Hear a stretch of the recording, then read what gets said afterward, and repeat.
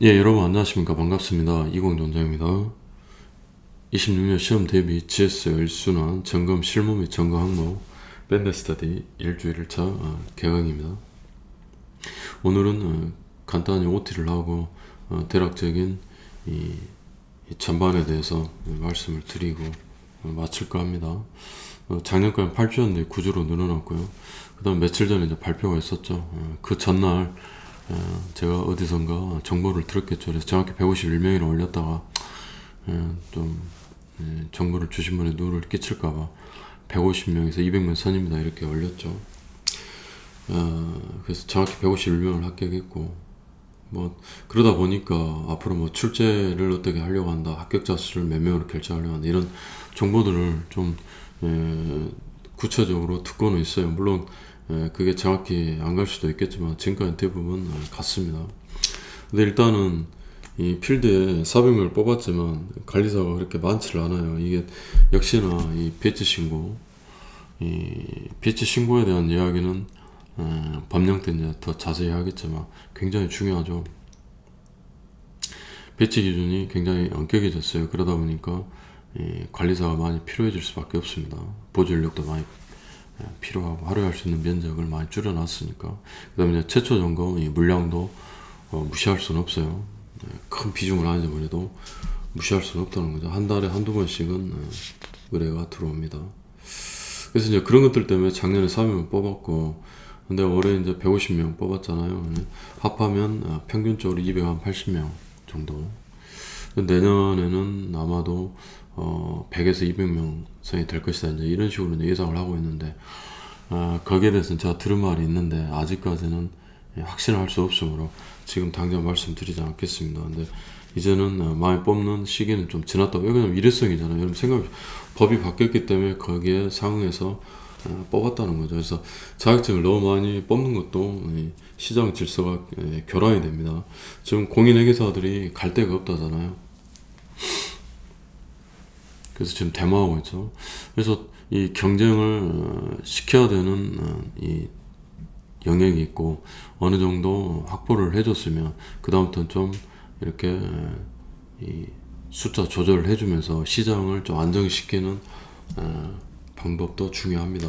그래서 관리사 쪽도 그렇게 갈 것이다. 자, 그리고 여러분들한테 중요한 것은 이제 시험을 합격하는 건데, 지금 시험이 내년이 이제 제도가 마지막이고, 내년에 이제 점검 실무, 그 다음 관리 실무로 바뀝니다. 지금 여기 점검 실무 있죠. 점검 실무는 이거겠죠. 근데 관리 실무가 생겼어요. 그래서 이것과 이거 두 과목으로 바뀌었습니다.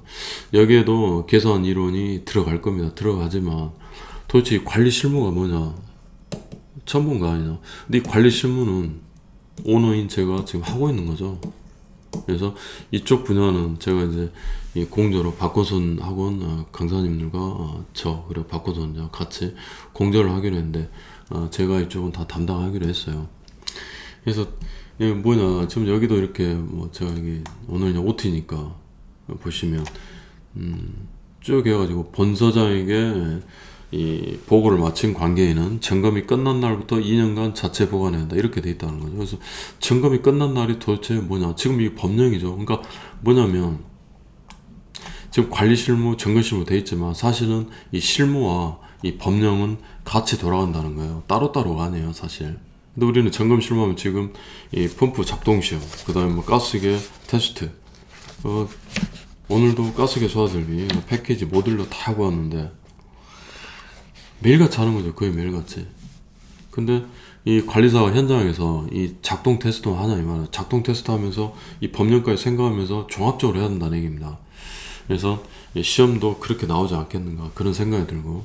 제가 근데 지금 점검이 끝난 날로부터 2년간 자체 보관했는데 이렇게 돼 있죠. 자체 점검 실질 결과 보고서. 이건 제출용이 있고 그 다음에 보관용인, 즉 관계인용이 있어요. 그러면 여기서 실질 결과 보고를 마쳤다는 것은 제출용 보고서를 제출했다는 거죠. 그럼 뭘 보관하는 거냐? 당연히 관계인용 보고서를 보관하는 얘기인데, 그러면 여기 시기 끝난 날은 도대체 언제냐? 끝난 날부터 2년간 자체 보관이잖아요. 끝난 날은 오늘 날짜냐, 어제 날짜냐, 내일 날짜냐에 따라서 만약에 화장연수가 나왔는데 이 보고서 줘보세요. 보고서 버렸는데요. 2년 지나서. 근데 소방관이 공무원이 계산을 해보니까 오늘까지 보관이란 말이죠. 그러면 행정처분 대상이 될 수도 있다는 거예요. 굉장히 중요한 거란 뭐 당사자의 법적 지위에 영향을 굉장히 끼친단 말이죠. 그럼 점검이 끝난 날은 언제냐? 이것은 한 목적적 해석을 하면 보고를 마친 날이 됩니다. 보고를 마친 날.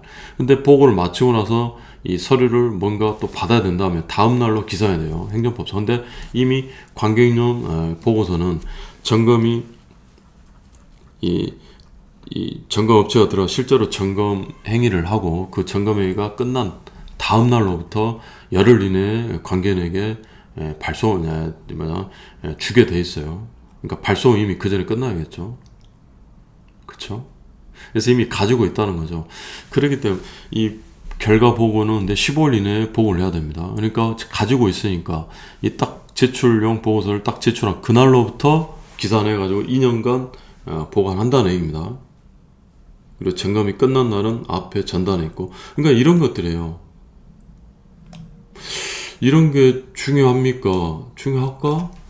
이렇게 생각하면은 굉장히 이건 위험한 거예요. 여러분들이 합격하는 데 지장이 생길 수도 있지만 합격해가지고 유능한 관리사가 되기 위해서 지금은 이제 이 자격증 하나가 있다 해서 이 모든 걸 자주자신은 다 끝났어요. 기술사도 마찬가지고. 대통령은 그러잖아요. 대통령은 자격을 취득했지만 어떤 사람은 지금 깜빵에 있고 어떤 사람은 지금 그동안 욕을 많이 먹었지만 또 한간에서는 또 잘한다는 그런 평가도 받고 어쨌든 다르다는 거죠. 자, 여기를 한번 봐볼까요? 지금 우리가 방금 본 것은 시행규칙이죠. 소방시설법 시행규칙 제 23조를 봤고 25조입니다. 자, 자체 점검 결과의 기록 개시. 예전에는 원형으로 된 점검 스티커를 붙이라 했었죠. 그리고 관계인의 의무였어요. 자, 근데 그게 이제 자체 점검 기록표라는 게 생겨가지고 보세요. 자체 점검 결과 보고를 마친 본소장에게 마친 관계인은 자, 보고한 날로부터 10일 이내에 자체 점검 기록표를 작성해서 특정 소방 대상물의 출입자가 쉽게 볼 수 있는 장소에 게시해야 된다. 이렇게 되어 있습니다. 자, 보고한 날부터 했으니까 보고한 날은 여기 돼 있었죠. 자, 보고한 날이 또 뭐라 했습니까? 점검이 끝난 날이에요. 점검이 끝난 날. 자, 근데 이번에 25년 12월 1일, 그러니까 엊그저께죠. 이때 이 후단이 새로 들어왔습니다. 이 경우 자체 점검 기록표를 게시하는 기간은 그 전에는 지금까지는 30일 동안이었어요. 30일만 붙이면 되는데 뭐라고 되어 있습니까? 그 다음 자체 점검 기록표를 작성 게시하기 전까지 만약에 작동 점검을 받았다면 1년, 그렇죠? 종합 점검 대상이라면은 6개월 뒤가 되겠죠. 대략 이렇게 그러니까 1년 내내 이제 예전처럼 스티커 붙였던 때처럼 1년 내내 붙이고 있으라는 얘기입니다. 그럼 이런 것들 우리가 점검하고 펌프가 됩니다, 안 됩니다. 그 다음에 감지기 선로가 단서입니다. 나 이제는 감지기가 자체 불량 이런 것도 중요하지만 사실 관계인들은 그런 것은 또 중요하게 생각하지 않아요. 왜냐하면 물론 중요하지만 간단한 사유란 거죠. 그래요? 고쳐주세요. 소모품 내가 고칠게요. 근데 이런 것들을 어려워하고 우리가 설명해줄 의무가 있다는 겁니다. 자, 여러분, 그리고 한번 생각해보세요. 점검이 끝난 날. 점검이 끝난 날 점검업체가 들어가 점검을 다 끝마친 날 아닌가?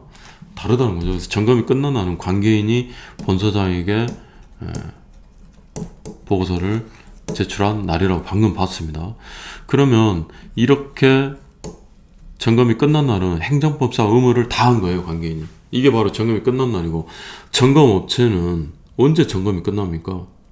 물론 이렇게까지 해야 이제 다 됐구나 이렇게 안도의 한숨을 내실 수 있겠지만 관계인이 안 낼 수도 있잖아요. 점검업체가 이건까지 책임을 질 수가 없잖아요. 즉 점검업체는 점검 행위를 종료하고 보고서를 작성하고 발송을 하면 점검업체의 점검은 끝납니다.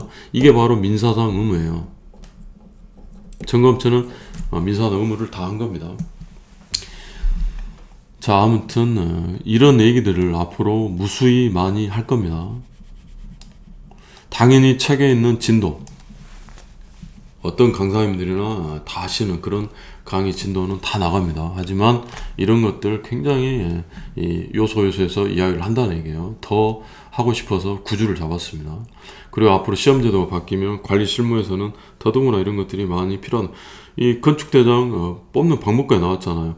저는 왜 이게 시험 과목이 안 들어있지 예전부터 좀 그랬어요. 굉장히 중요하다는 거죠. 건축대장.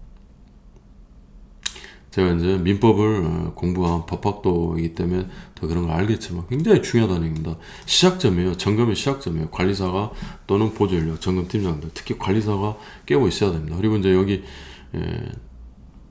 배치 신고에 관한 걸 갖고 왔는데 이것은 이따 이야기하겠습니다. 이 점검 한도 명령을 축소하게끔 배치 기준이 바뀌었죠. 그러니까 이게 분자를 뒤에 건물 이동했을 때 뒤에 건물 면적을 50% 할증했을 때 간단히 보면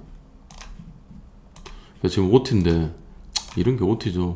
OT 때 제가 맨날 하는 게 생활의 단순화에서 공부하는 멋이 돼야 되고 그런 이야기 일단 하긴 할 거예요. 안 하는 건 아닌데 이런 것도 OT라는 거죠. 자 보세요. 예전에는 A라는 건물 점검하고 B라는 건물로 가면 이동 시간이 생기죠. 그러면은 이 B라는 건물의 점검 면적을 실제 면적이 아니라 점검 면적에 가공 개수 곱해주고 설비 개수 곱해주고 그 다음에 마지막으로 이 이동거리가 있으면 5km마다 만약 100km라면 5km마다 0.02씩 할증을 해줬잖아요. 만약 100km를 합시다. 그러면 0.02씩 할증을 5km마다 할증해주면은 20% 할증이 되죠. 그러니까 뒤에 건물이 만약 1000제곱미터였다면 점검 면적이요. 이 점검 면적의 20%를 할증을 해줘요. 그러니까 1200이 돼버려요. 그러니까 뒤에 건물 면적을 증가를 시켜준 거예요. 가는 동안 점검 못했으니까 건물 면적, 뒤에 건물 면적을 증가시키는 것을 보겠다. 이거였다는 거죠. 근데 지금 어떻게 바뀌었느냐. 지금은 점검 한도 면적을 축소하는 걸로 바뀌었어요. 지금 그걸 제가 담고 왔습니다. 자, 구체적으로 이런 거예요. 이게 점검 한도 면적. 이게 점검 면적. 자, 지금 20% 할증인데 그냥 50% 할증이나 합시다. 만약 100km면은 520. 자, 계산을 520, 525.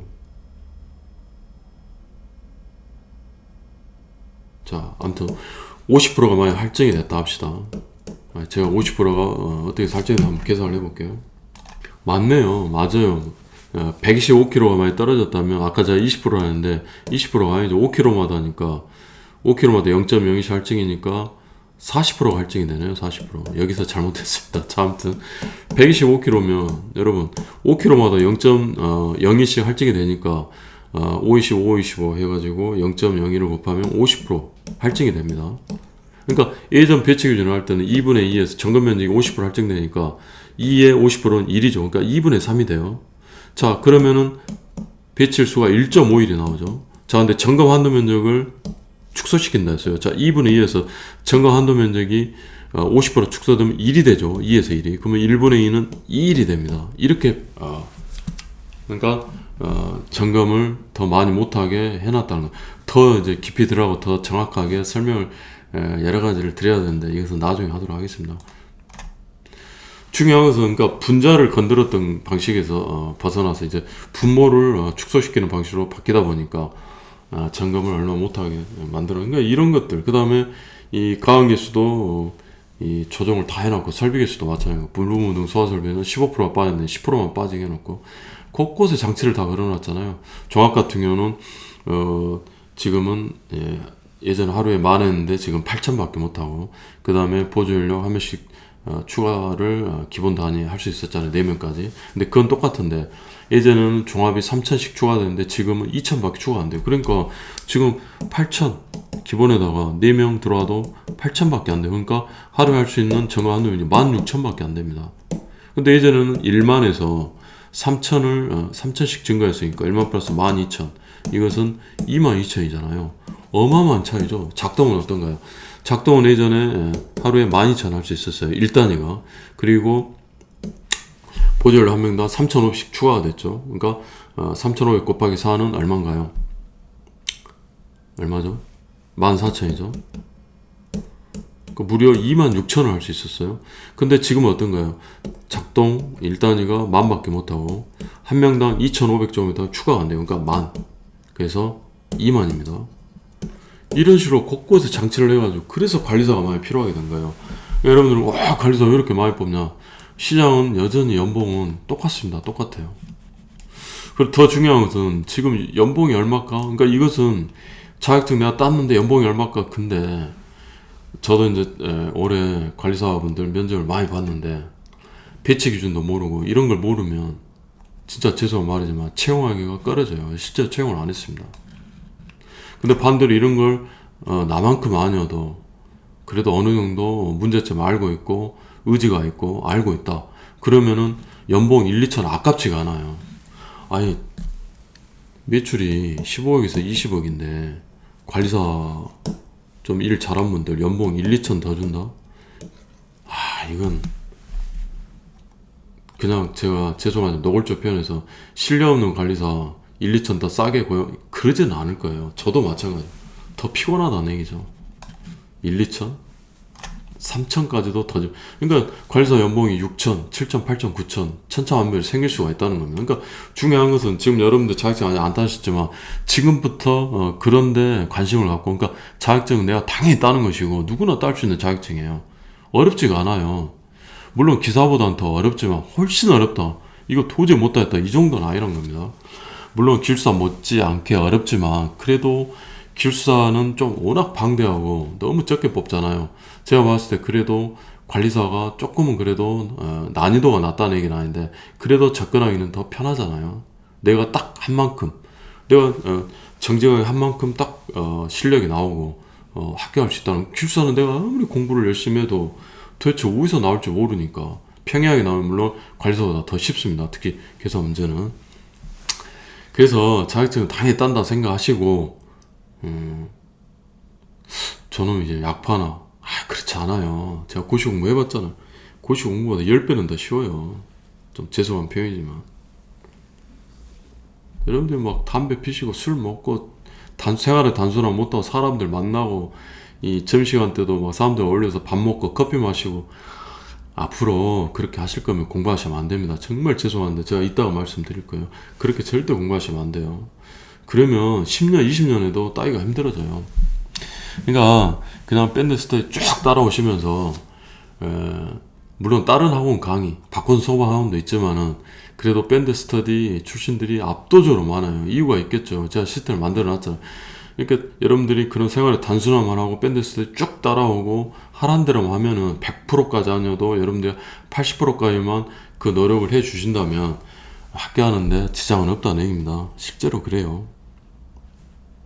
그리고 올해 합격하셨으면 참 좋았겠지만 내년도 너무나 좋다. 합격하기에는 제도가 바뀌었을 때는 강사인 저도 어느 정도 짐작을 하겠지만 도대체 어떻게 나올지 모르잖아요. 좀 리스크가 있다는 거죠. 그래서 그렇게 생각하시고 일단 마음가짐을 가지시라고 제가 말씀드렸습니다. 근데 이 실무와 관련된 거, 이 책에 나와 있는 거 외에 제가 드리는 말씀들이 여러분들한테 정말 피가 되고 살이 되는 것들이라는 거. 그래서 이 책의 편제는 25년도 개정판과 달라진 게 없습니다.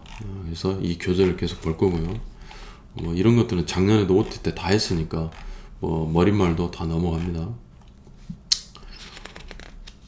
그래서 이 책에 교재에 담지 못한 내용들이 너무나 많아요. 이런 것들은 강의 때 말씀을 드리도록 하고요. 자, 여기도 보시면 쭉 이렇게 나가는데 이것은 목차 여러분들 보시면 되고 지금 여러분 전공 항목은 자 제가 현찰을 했습니다. 보고서에 나와 있는 항목들이 다 전공 항목이에요. 저도 전공 항목을 지금 다 까먹고 얼마나 많이 알겠어. 하지만 딱 보면 알고 어느 정도 기억을 현출을 할 수 있다는 겁니다. 여러분들 수험생이니까 저보다 훨씬 더 기억을 해야 하는데 자 지금부터 암기법은 외우세요. 자 이게 중요합니다. 내용을 막 현출을 하라는 게 아니고 이번에 어떤 분도 합격수 있으셨는데 2달 전에 외워도 충분하다 말씀드렸잖아요. 충분해요. 근데 암기법도 안 보고 내용도 안 보고 그러다 갑자기 2달 전에 본다?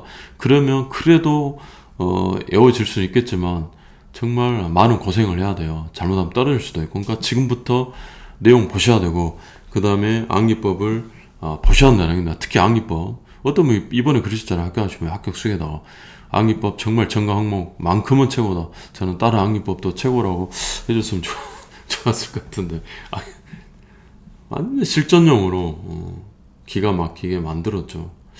그리고 이제 올해는 제가 더 한번 강의 준비하면서 개선될 점이 있겠는가 그런 거 한번 보겠습니다. 그리고 딱 이 쟁점별로 다 비교를 해놨잖아요. 비슷한 설비끼리. 그러니까 안 외워질 수가 없게끔 처음에는 어떤 분이 봐도 초보자는 어렵겠지만 한 번, 두 번, 세 번, 네 번 하다 보면 재밌게 딱 할 수 있게끔 돼 있다는 거예요. 이 암기법이 없으면, 수소리 암기법이 없으면 정말 100번 봐도 안 외워져요. 그건 제가 자신합니다. 근데 이게 현찰이란 말이죠. 현찰. 그리고 앞으로는 더 비중이 커질 수밖에 없어요. 이게 틀림없어요. 더구나 관리 실무이기 때문에 이게 별거 아닌 것 같아도 현장에서 하다 보면 여러 가지 생각들을 많이 하게끔 됩니다. 종합작동점검표, 외관점검표, 성능시험 조사표. 성능시험 조사표는 저도 못 외웠고 저는 한 번도 이거 강의 해본 적이 없어요. 이거 다 외우고 시간 나오면 보시라 했죠. 근데 평상시에 이걸 한번 눈으로 보실 필요는 있어요. 대부분 다 비슷하고 그런데 여기에 없는 것들이 좀 간혹 있습니다. 그런 것들 위주로 좀 보시면 돼요. 자, 그 전에 이제 보는 것들은 이제 말 그대로 작동 테스트와 관련된 것들이요. 이런 것들 설비별로. 그다음에 이제 박호수 원장님이 하자님 기술기준 비교표를 만들어 놓으셨는데 저는 뭐 이거 보지 말라는 얘기는 하는데 저는 공부할 때 비교하지 않았어요. 헷갈리기만 하고 따로따로 공부를 했고 전공 항목 이거 실무 공부하다가 필요한 한도 내에서 또 찾아보고 그런 한도에서 좀 보시기 바랍니다. 안 그러면 시간이 많이 잡아먹어요. 자, 기출을 저는 공부할 때 한 번도 보지 않았어요. 기출을 한 번도 보지 않았습니다. 자, 이런 것들은 이런 것들이 나왔구나 보시지 또 이거 보느라고 시간 다 잡아먹지 마십시오. 그러니까 이건 사람마다 좀 차이가 생길 수 있는데 저는 그랬다는 거죠. 저는 이걸 들여다보고 이래 때 뭐 나오고 이게 나와 이거 분석하면 뭐가 나와 이 말이죠. 그냥 공부 쭉 하면 됩니다. 저는 그렇게 생각해요. 괜히 이거 보면 이거 나왔으니까 많이 나왔네 이거 제낄까 이렇게 되고 그냥 하자는 거죠. 어차피 도시기호는 다 외워야 돼요. 시험에 여러분 시험에 나왔다고 많이 제낀다. 그럼 여러분들 현장에서 도시기호 안 보실 겁니까?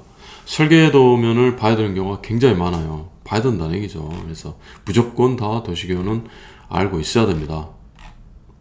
그 다음에 기출해자 분석이 이렇게 나와 있는데 이것도 보느라고 시간 많이 뺏기지만 너무 에너지를 여기다 낭비하지 마세요. 그냥 공부하다가 이 점검 실무에서 또는 점검하면서 이게 기출됐구나 하면은 강량을 둬서 공부하면 되고 강사가 다 해드립니다.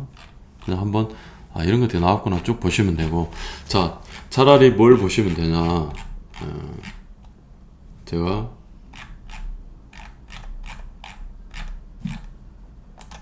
자 이게 이제 저희 회사 점검 매뉴얼이고 두세 번의 업그레이드를 통했는데 계속 업그레이드 더 해야 됩니다. 제가 바쁘다 보니까 근데 점검 매뉴얼이에요. 오늘 이거 보고 끝내면 될 것 같아요. 이 점검 매뉴얼 안에 사실 정말 좀 과장하자면 모든 게 다 들어있습니다. 이 안에 사실 이거 하나로 점검 실무 다 끝날 수도 있어요. 과장이 아닙니다. 왜 그러냐면 제가 계산이론 특강도 거의 한 4시간 정도를 서울에서 했잖아요. 제가 책을 가져왔지만 책 한 번도 보지 않고 처음부터 끝까지 쭉 했죠. 그렇게 됩니다. 제가 뭐 천재여서 머리가 좋아서 되는 게 아니라 여러분도 다 가능하고 실제로 다 하십니다. 이렇게. 그러니까 우리가 책만 이렇게 보다 보면 양이 점검 실무도 많은 것 같고 하지만 실제 이제 책이 한 200페이지 정도 되잖아요. 점검 실무 내용이. 근데 우리가 뭐 하자년 기준도 그렇고 책을 보다 보면 그 책에 함몰되기 때문에 책이 없으면 내가 아무것도 못한 줄 알아요. 그렇지가 않아요. 책을 한번 덮고 딱 눈 감고 내지는 먼 산을 딱 바라보면서 한번 생각을 해보세요. 생각이 납니다. 목차를 알기 때문에 수학이고 처음에 뭐 나왔지?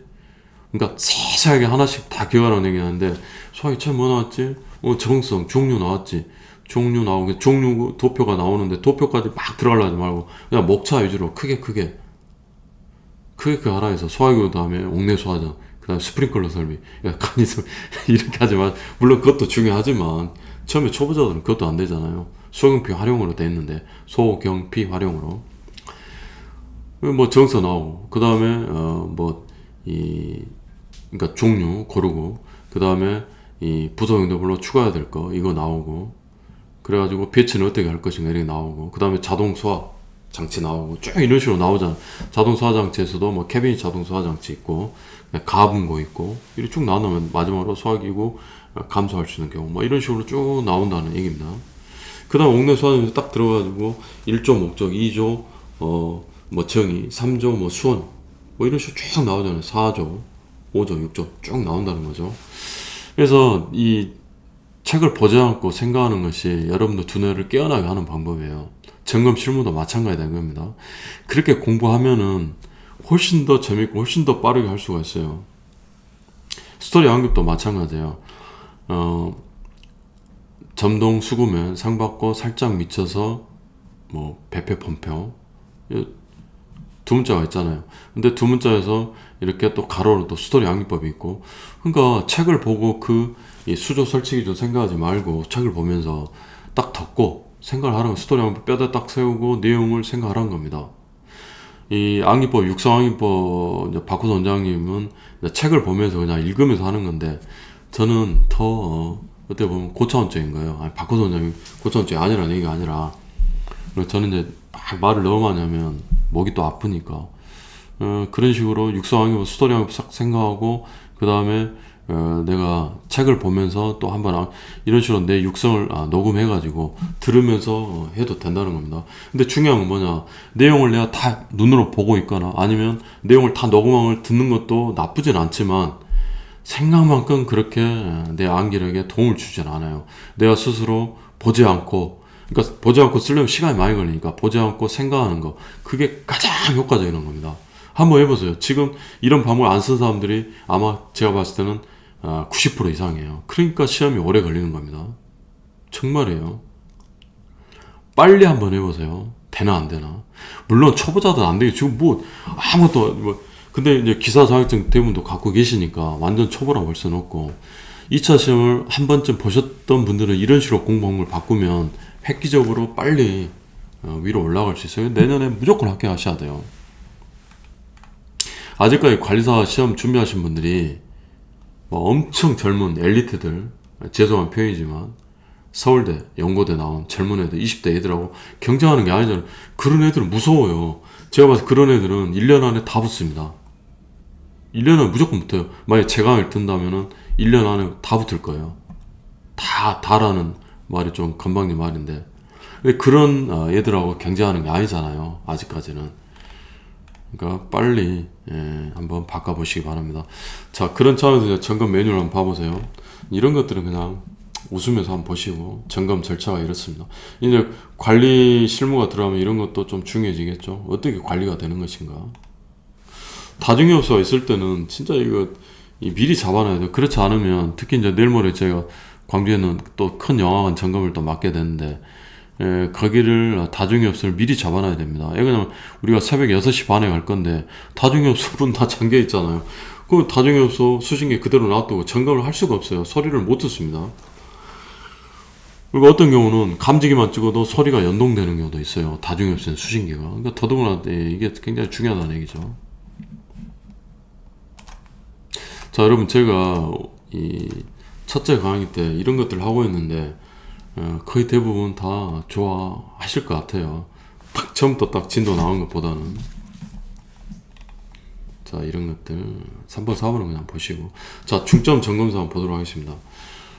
이런 뼈대를 딱 세우고 점검을 한다는 얘기죠. 근데 저 같은 경우 이미 이게 머릿속에 다 들어있기 때문에 따로 보지는 않지만, 자, 중요한 것은 23년도에 중대 위반상 고지 의무가 신설, 마치 의사의 설명 의무처럼. 의사의 설명 의무는 뭐냐면, 의사가 치료를 잘못해서 환자가 상해를 입거나 사망했을 때 인과관계가 있어야 돼요. 의사의 채무 불이행에 대한 인과관계를 입증을 해야 됩니다. 근데 그 인과관계 입증이 굉장히 어려워요. 비전문가이기 때문에. 그래서 그런 걸 좀 커버하기 위해서 의사에게 설명 의무를 입법자는 부과하고 있고, 이 설명 의무를 내가 다 했다는 것을 의사가 입증하도록 돼 있어요. 설명 의무를 만약에 하지 않았다, 그 자체로 채무불이행 책임을 지게 됩니다. 설명 의무 위반에 대한. 그리고 설명 의무를 안 했기 때문에 이 의사의 치료 의무까지도 불법행위가 될 가능성이 커지는 거예요. 그런 구조예요. 자, 그런 의미에서 고지 의무가 신설이 저는 됐다고 보고, 그렇기 때문에 우리한테는 굉장히 무거운 책임이에요. 그러니까 점검하다가 점검업체 관리사가 수신기 고장, 펌프 고장, 밸브 잠가놓은 행위, 그 다음에 방화문의 기능과 용도에 장애를 주는 행위 이를 발견했다면 즉시 고지하라. 즉시라고 해요. 즉시. 곧바로. 망설이지 말고 곧바로. 오늘도 저는 고지하고 왔어요. 와, 방화문 전부 다 말방법 다 해놓고 공공기관인데 자, 다 치우라 했습니다. 점검할 때도 못 치우면 이게 우리가 점검한 것이나 다 치워서 그냥 버려라 이러다가 버릴 수는 없고 저기다 던져버려라. 이제 거기 소장님이 말해도 듣지 않는다. 근데 청소하는 이모들이 한대요. 그렇게 그 입주자들이 그런 게 아니라 잘못된 거죠. 이모님들 고생하신 건 알지만 자기들 편하려고 그게 다 그러니까 말방 밑에 찡기는 거 있잖아요. 고정된 거 말고. 아무튼 그렇고 방화문 고지를 해야 된다는 겁니다.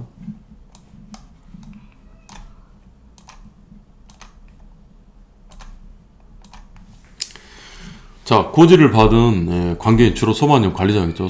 소방력 관리자는 지체 없이 조치를 해야 돼요. 왜 지체 없이가 나오냐? 수신기 고장, 펌프 고장하는데 즉시는 안 되겠죠. 그러니까 지체 없이요. 지체 없이란 사회통념상 장애사유가 없는 한 빨리 이런 의미가 있습니다.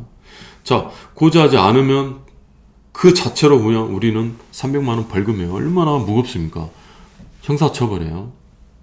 근데 즉시 조치하지 않은, 지체 없이 조치하지 않은 관계인도 벌금을 받습니다. 이 조항이 있어서 말하기가 굉장히 좋아졌어요. 뇌가 처벌받으니까 고지를 할 수밖에 없습니다. 고지 의무가 생겼기 때문에.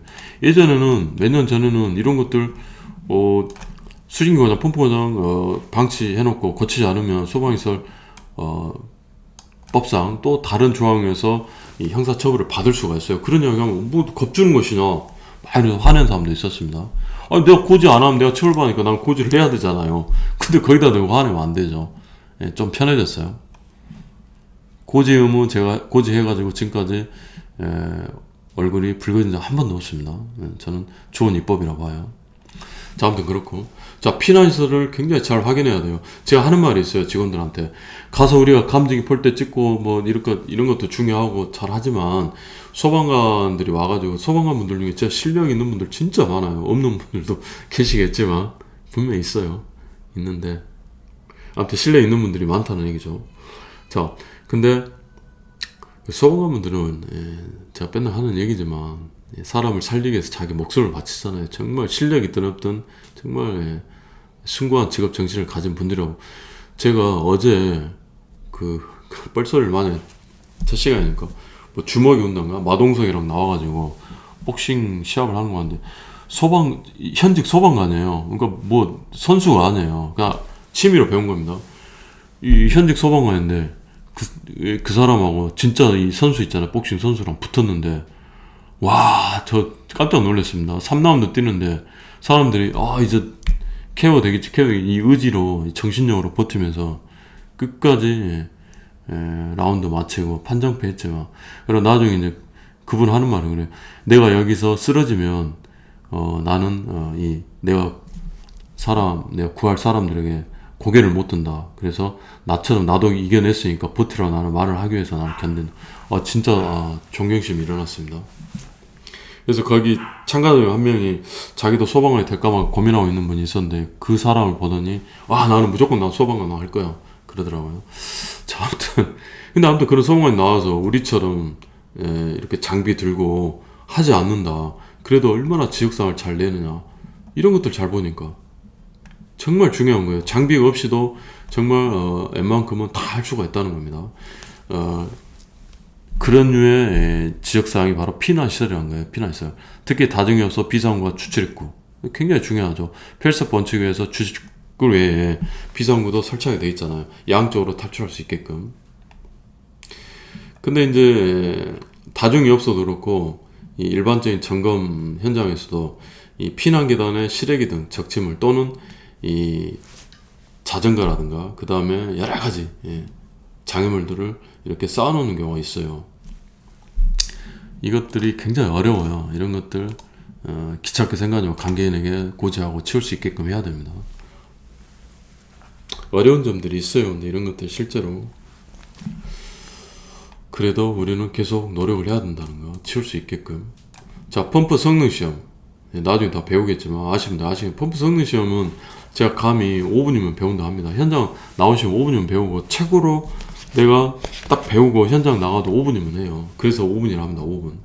힘만 있으면 돼요. 밸브 돌리는 힘만.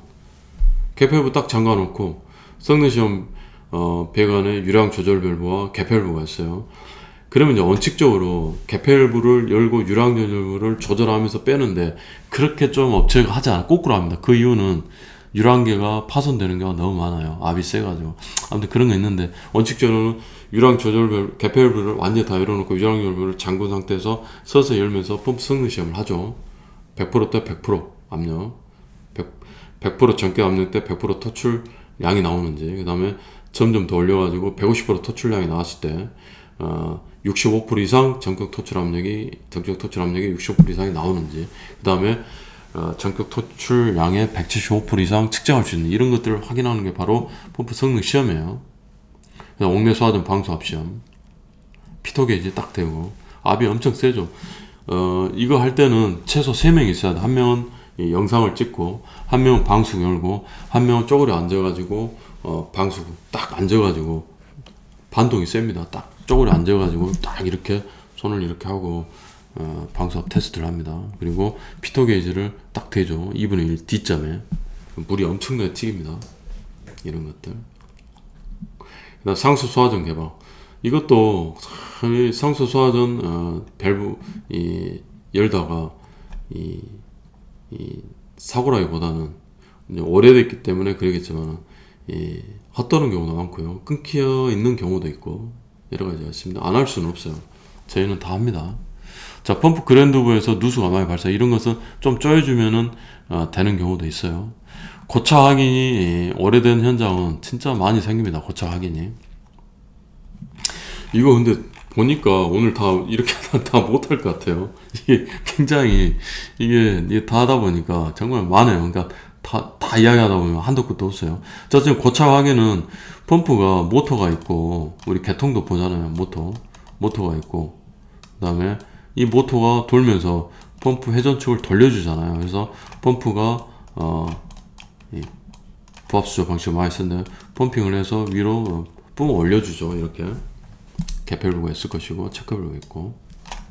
근데 위로 직접 방수구까지 펌핑하지 않고 여기서 성능시험 배관 이렇게 뽑아가지고, 아까 유량계 있고, 그 다음에 여기 개폐밸브 있고, 그 다음에 여기 유량 조절 밸브가 있다는 얘기입니다. 이렇게. 그래서 이걸 열면서 성능시험을 한다는 얘기예요. 근데 이게 고쳐야 돼요. 이 축이 굳어버린 거예요. 그래서 이런 경우에는 동력 제어반 있잖아요. 동력 제어반에서 여기다 신호를 주죠. 그러니까 원래는 동력이가 직접 신호를 주지 않고 하지만 수봉으로 놓고 그냥 곧바로 신호를 준다는 얘기예요. 근데 어쨌든 껐다 켰다, 온오프 했다, 온 했다, 오프 했다, 그런 식으로 하면은 고차에 풀린 경우인데, 안 풀리면 렌치로 여기를 또 막 돌려줍니다. 그러면 되는 경우는 있는데, 안 되는 경우는 어쩔 수가 없어요. 근데 제가 한번 다 포기했는데 꽉 잡아라 렌치를, 나에게는 아직 한 방이 남아있다 하고 딱 잡은 상태에서 우리 직원이, 등치 좋은 직원이 여기 딱 잡고 이렇게 하고, 제가 여기서 발로 꽉 한 번에 타격을, 그러니까 밀면 안 되고 탁 끊어차는 거죠. 실제 고쳤어요. 환호성을 올렸다는 거예요. 와, 고쳤다. 실제 일어났던 일입니다. 고차. 펌프 회전 방향이 거꾸로 된 경우인데 저는 한 번도 못 봤어요. 근데 책에다는 넣고 있고, 동파련은 손상은 많이 일어납니다. 그러니까 이게 겨울에 너무 추우면 동파가 많이 돼요. 특히 옥상에 있다거나 지하 1층 같은 경우, 지상에 있는 경우는 거의 다 동파 돼버리고, 영하 10도 이상, 15도 떨어지면 10중 8구 다 동파돼요. 근데 얼어 있으니까 몰라요. 그러다 점검을 3, 4, 5에 하잖아요. 그때 이제 녹으니까 이제 동파가 돼가지고 난리가 나죠.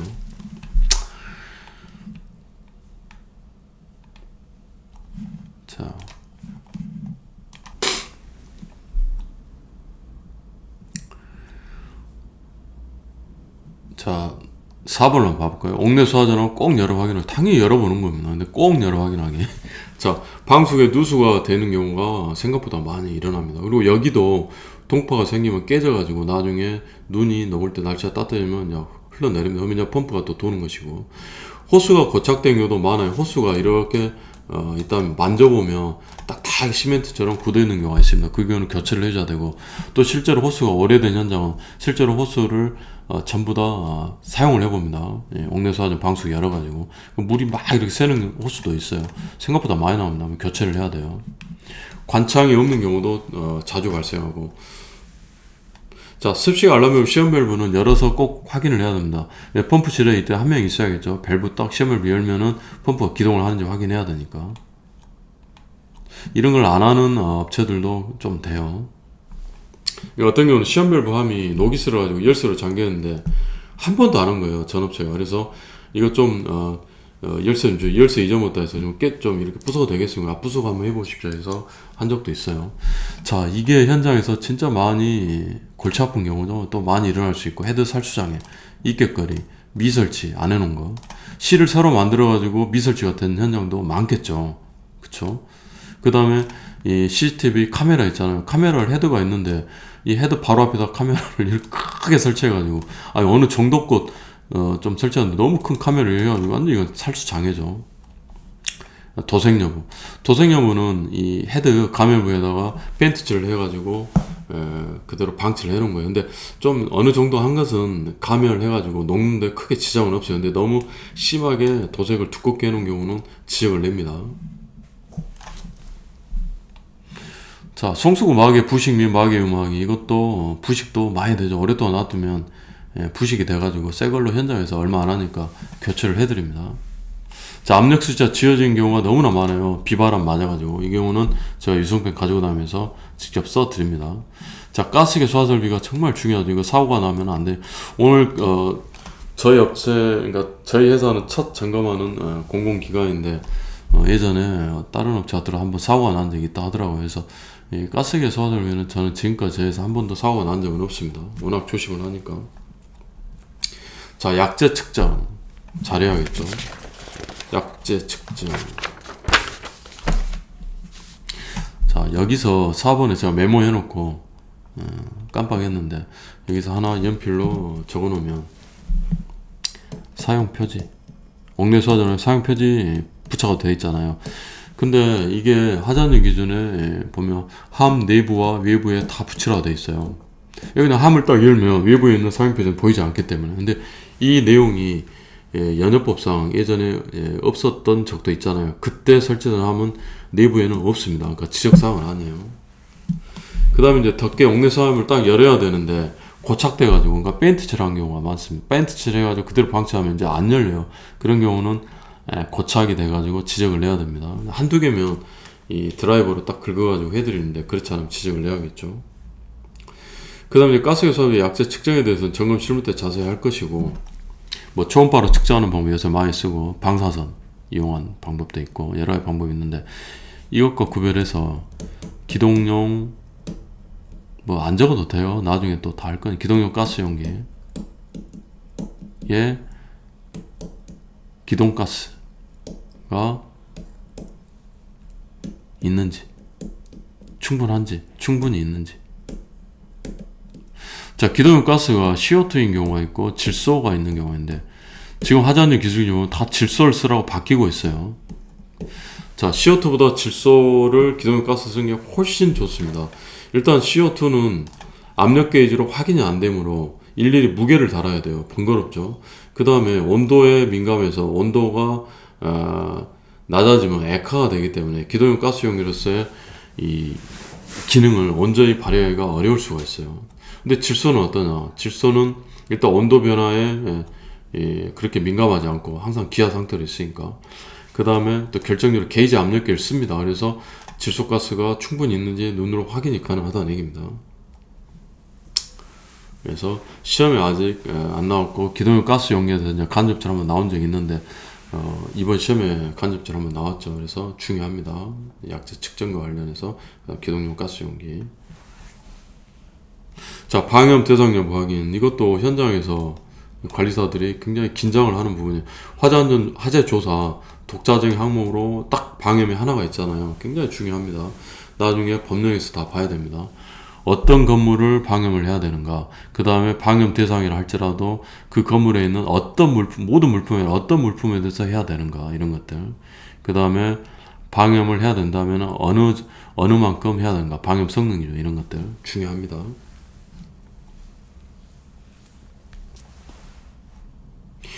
자, 그런데 이러한 방염이 종합 정밀은 바꿔야 돼요. 종합 정밀 점검이 이제 종합 점검으로 용어가 바뀌었어요. 작동 기능 점검이 아니라 작동 점검입니다.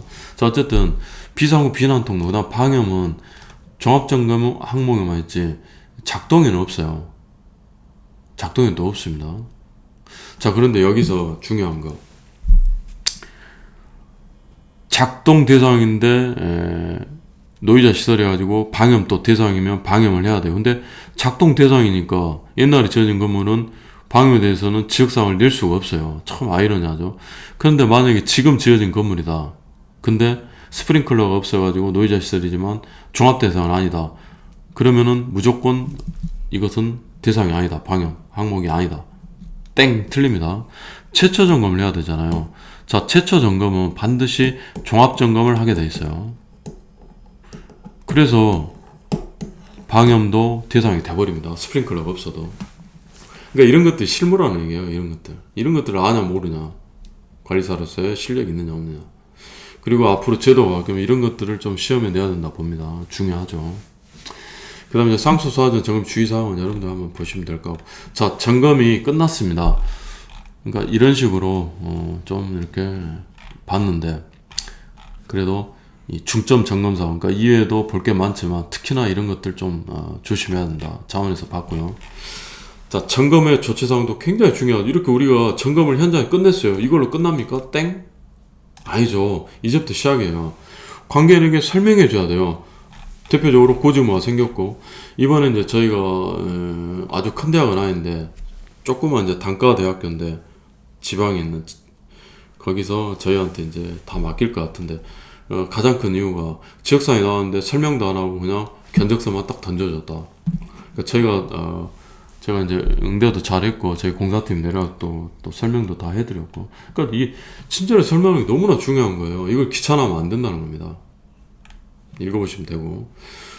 그럼 결국 이제 우리가 보고서 제출 기한 15일인데 관계인이 보고서를 제출을 소방 본소장에 해야만 점검이 끝난 날이 된다 했죠. 아까 우리가 그러니까 여기서 보려고 한 거예요. 이게 관계인의 제출 기한이고, 점검업체는 점검이 그러니까 우리 점검이 끝난 날로부터 10일 이내에 보고서를 관계인에게 보내야 돼요. 그건 10일 이내입니다.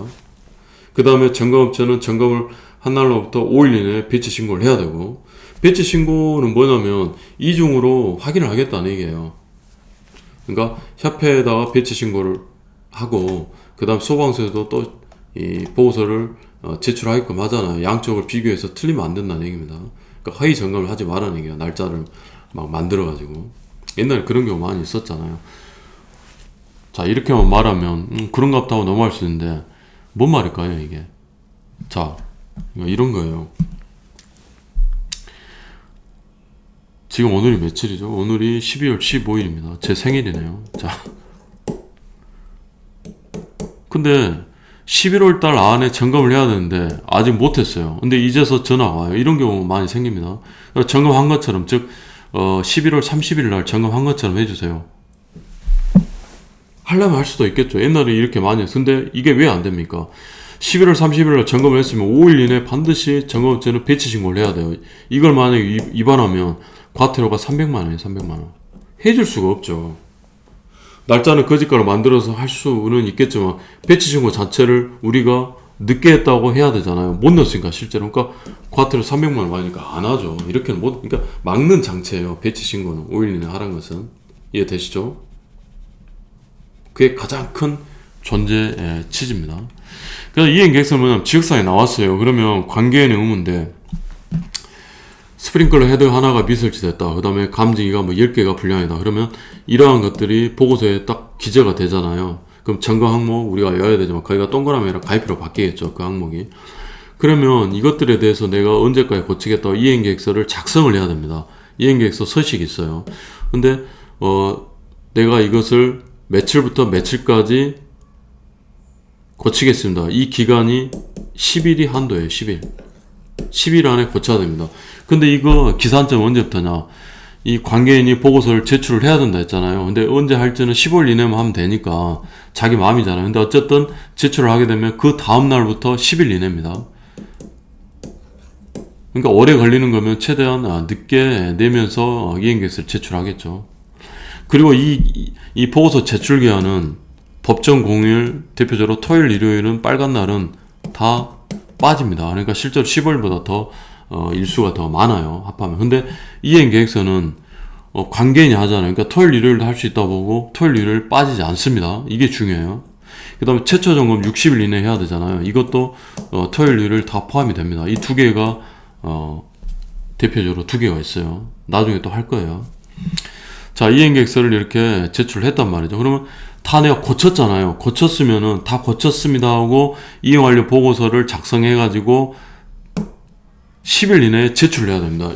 이것은 제출이기 때문에, 관서의 제출이기 때문에 토요일, 일요일은 또 빠집니다. 이것도 관서이기 때문에 토요일, 일요일은 근무하지 않기 때문에 빠지는 거예요. 대략적으로 이렇게. 어쨌든 이런 것들을 활용해가지고 보고서 제출 전에 보수 완료해가지고 이행계획서를 쓰지 않도록 진행하는 또 좋은 방법이란 거죠. 그렇지 않겠습니까? 이미 보고서 제출하기 전에 다 고쳤는데 굳이 이렇게 해가지고 번거롭게 할 필요가 있겠는가? 그러니까 거의 대부분 소방관들은 다 이런 것들은 해도 된다고 말씀해요. 이게 맞는 거예요. 행정 편의를 형식적으로만 막 적용해가지고 고쳤어도 다 해라 이렇게 하는 분도 간혹 있긴 해요. 근데 대부분 이렇게 가는 것이 좋다는 얘기입니다. 근데 여기서 이제 태클이 걸린 게, 관계인이 자꾸 뭐 이거 하나 빼주세요, 내지는 좀 싸게 해주세요, 내지는 견적서를 드렸는데 소식이 없다, 그럼 깝깝해 주는 거죠. 근데 그것을 시험에서 내지는 않겠지만 관리사들이 해야 될 일입니다, 그게. 근데 관리사들이 못하면 이제 대표가 해야 되고, 저희 회사는 이제 제가 대부분 다 하고 있어요. 뭐 좋아하니까 일하는 것은. 근데 가장 중요한 건 이거란 거죠. 이거. 가장 또 중요한 것을 법령에 또는 기준에 딱 두고 있다는 것을 우리가 알 수가 있어요. 이런 것들은 부수적인 것들이다.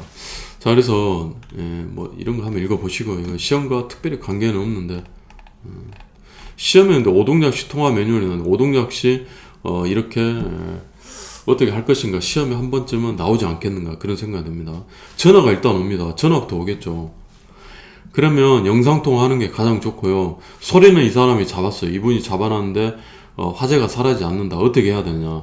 화재가 여러 가지가 뜨잖아요. 뭐 감직일 수도 있고 발신일 수도 있고 알람일 수도 있고 여러 가지 있단 말이죠. 그럼 사진을 크게 이렇게 보시면 수신기 간격으로 1m에서 2m 좀 넓게 이렇게 찍어달라 합니다. 이거는 속보기라든가 시각전원바 이런 것들도 보기 위해서, 시각전원바 같은 경우는 시각전원바에서 복구를 해야만 시각경보기가 깜빡깜빡 멈추는 경우도 있고, 그 다음에 여기 보시면 안 적어놓은 것 같네요. 얘도 하나 적어놓으세요. 자, 속보기뿐만 아니라 이런 경우도 골치 아플 수 있어요. 피난 유도선이 설치된 현장. 대표적으로 다중이용업소의 경우에 피난 유도선 설치하는 경우가 있죠. 그럼 여기서 오동기가 뜨면 소리는 멈췄어요. 근데 복구가 됐단 말이에요. 근데 피난 유도선은 계속 깜빡인데요. 화재가 사라졌는데도. 수신기 없어요. 피난 유도선 제어반이 있는데, 피난 유도선 제어반을 보통 이 다중이용업소 영업주들이 그냥 자기들 카운터에 있는데, 그러니까 수신기와 다릅니다. 수신기 따로 있고 다중이용업 수신기 따로 있고 피난 유도선 제어반이 따로 있어요. 이것을 카운터에 있는 데는 딱 놔둡니다. 거기 가면은 피난 유도선 제어반 스위치가 있어요. 거기서 복구를 해야 됩니다. 그래야 피난 유도선 깜빡깜빡 하는 게 사라집니다. 영업을 해야 되니까 이게 골치 아프죠. 아무튼 이런 것들이에요. 펌프 동작 시에 물론 이 수신기에서도 정지가 가능하지만, 될 수 있으면 펌프실로 내려가 동력점에서 직접 정지를 시키라고 말씀드립니다. 대부분 또 관계인들이 펌프실부터 달려가고, 그게 좋아요. 직접 눈으로 보면서 펌프가 수신기에서 감시제어반에서만 정지하면 진짜 정지했는지 안 했는지 불안하잖아요. 그래서 나머지는 좀 읽어보시면 되고, 오늘 그래서 이렇게 OT는 안 하고 그냥 대략적으로 이 점검 실무, 점검 항목에 대해서 대략적으로 이렇게 맛만 봤어요. 그래도 초보자분들은 도대체 관리사가 뭘 하는지 모르겠다 다시 한번 읽어보세요. 관리사들 하는 일을 제가 점검 매뉴얼을 만들어 놓은 거니까. 그 다음에 진짜 OT는 안 했는데, OT 제가 오늘도 준비해가지고 작년에 똑같이 생활의 단순화, 공부하는 기계가 돼야 된다, 인간관계 단순화해야 된다 했는데 하지 않겠습니다. 하지 않고 필요하신 분은 작년 강의 다 제가 열어드렸잖아요. 작년 강의는 오히려 이건 하나도 안 하고 그야말로 OT만 했어요.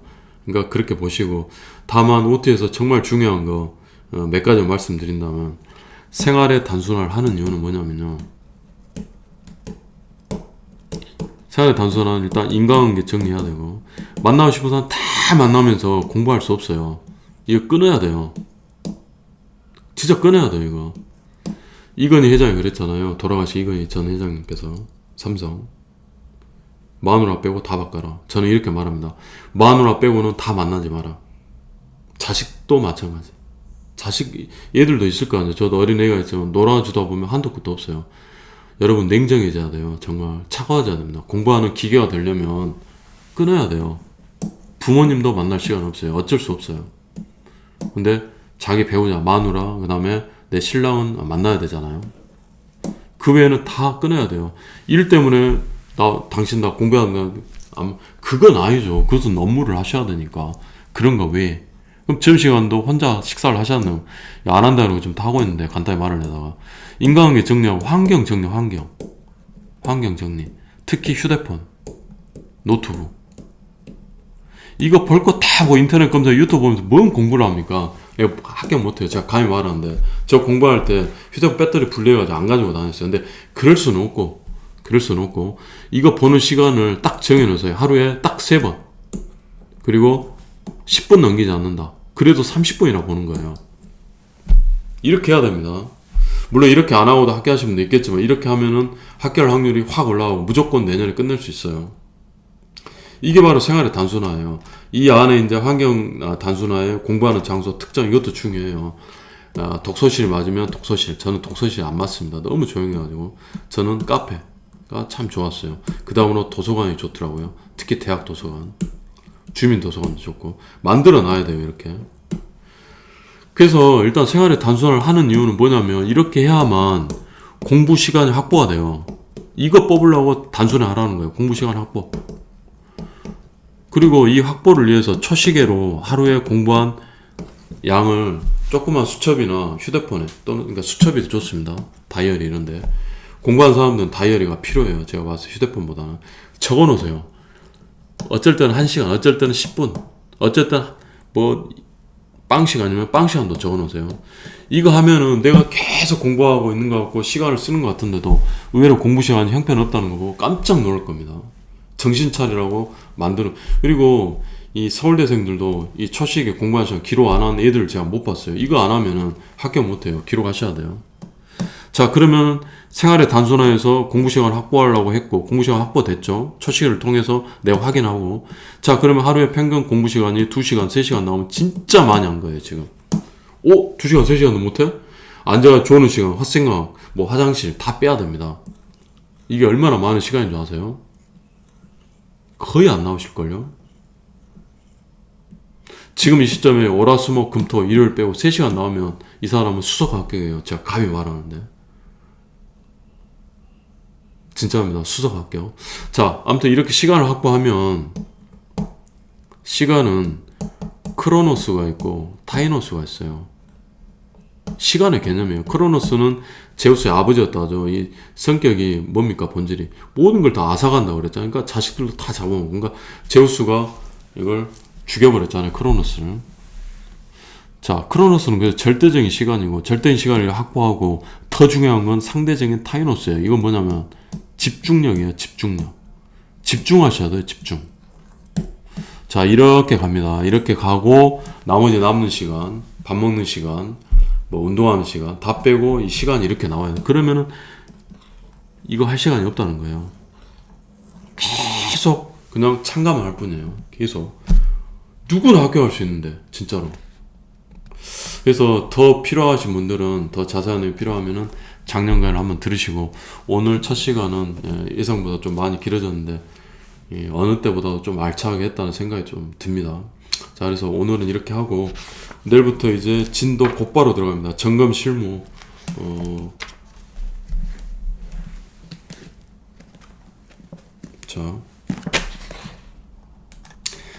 자, 점검 실무 29페이지. 내일부터 29페이지부터 곧바로 진도 들어갑니다. 그리고 점검 실무 다 끝낸 다음에 점검 항목을 볼 거예요. 자, 내일 뵙도록 하겠습니다. 수고하셨습니다. 여러분, 자, 마음이 안 놓여서. 자, 수업은 그래서 보통 40분은 넘기지 않습니다. 30분에서 40분. 때로는 50분 갈 수도 있는데, 지금 9주 강의니까 이 시간 안에 끝날 거예요. 뭐, 강의를 길게 한다 해서 좋은 거 하나도 없습니다. 강의를 잘하면 강의가 짧아지고, 강의를 못하면 길어져요. 제 생각에는. 제가 지금 10년 동안 관리사 강의를 하고 있잖아요. 사무시험 강의는 한 3년 했었고, 관리사 강의 10년 했고. 자, 근데 여러분들은 강의를 듣고 나면 반드시 복습을 해야 되고, 1시간 이내에 무조건 복습해야 됩니다. 이거 못하면 난 떨어진다 이렇게 생각하셔야 돼요. 1시간 내에 복습을 해야만 10분 이내에 끝낼 수 있어요. 강의 시간을 뭐 30분이든 40, 50분이든. 그리고 제가 숙제를 따로 내드리겠죠. 그 숙제 무조건 답안지에 써야 돼요. 정말 시간이 없으면 밑줄이라도 그어 놓으십시오. 밑줄이라도. 그 다음에 주간 테스트가 토요일 날 있어요. 이것은 일주일 동안 월, 화, 목, 금 강의 나가잖아요. 이 4회분 강의를 주간 테스트 하는 겁니다. 이것만큼은 실제 시험이라고 생각하면 시험을 한번 봐보세요. 이게 세미 모의고사예요. 이거 하면 다른 거 할 필요 전혀 없고 그냥 고득점으로 합격합니다. 대부분 이걸 안 해요. 저는 이걸 했단 말이죠. 제가 했으니까 자신만만한 거예요. 그래서 이렇게 진행을 하도록 하겠습니다. 여러분들이 할 일은 이겁니다. 복습, 1시간 내 복습, 그 다음에 주간 테스트 준비. 참고로 주간 테스트는 계속 꾸준히 복습을 하면 1시간 이내에 4일치 분량을 다 할 수 있다고 봅니다. 자, 오늘 여기까지 하도록 하겠습니다. 여러분, 내년 시험까지 같이 확신을 갖고 한번 달려가 보도록 하겠습니다. 여러분, 화이팅입니다.